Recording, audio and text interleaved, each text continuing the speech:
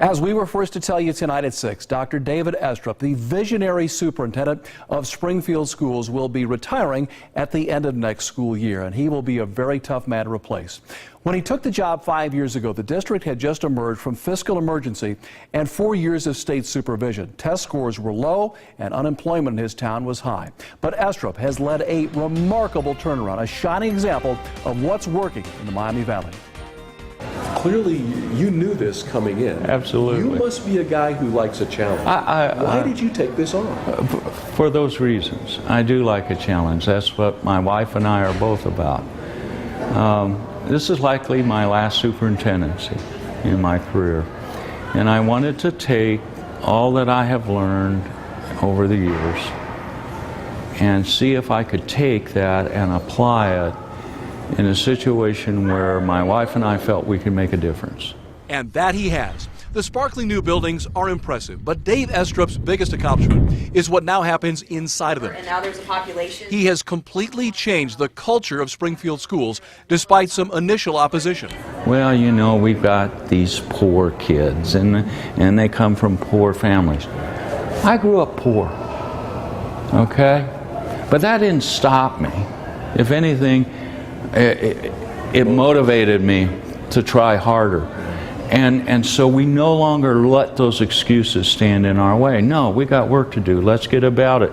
You built new buildings, and that's wonderful, but that's just the physical right part. There's so much more going on than just building. It's all about the spirit, and it's about achievement, and it's about people believing they can do it.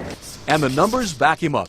Ohio's third grade reading guarantee, which is now in effect, says students who score below a certain level on the state reading test cannot be promoted to fourth grade.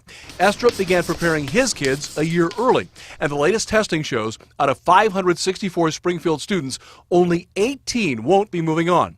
And the state value-added rankings show year-to-year improvement.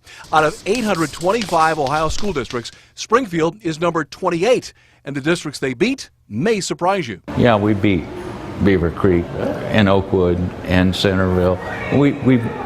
Our kids made more progress. Now, do they have some distance to travel on performance? Yes. But are they catching up? Absolutely. The amazing turnaround has earned Estrup national attention, including an invitation to the White House in 2011. Unlike many other districts, Springfield is passing renewal levies and bond issues, and even did away with pay-to-play fees. And the community is buying in. 700 volunteers now come into the schools to work with the students at no cost to the district. This is called the cafetorium. It's a combination auditorium and cafeteria. It's a new way of thinking and learning, and it has changed the students, the district, and even the way a city thinks about itself. But the man the kids call Dr. E is about to leave some very big shoes to fill. Next year will be my last year as superintendent. I'll be retiring, but the fun's just started here in Springfield.